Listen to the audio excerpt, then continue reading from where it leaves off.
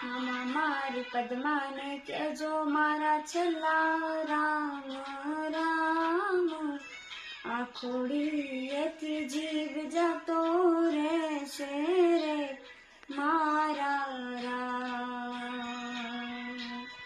મામા અધૂરી રહેશે એની મારી પાકી પ્રીત, આ પ્રાણ કેરા પંખી ઉડી જાશે રે મારા રામ.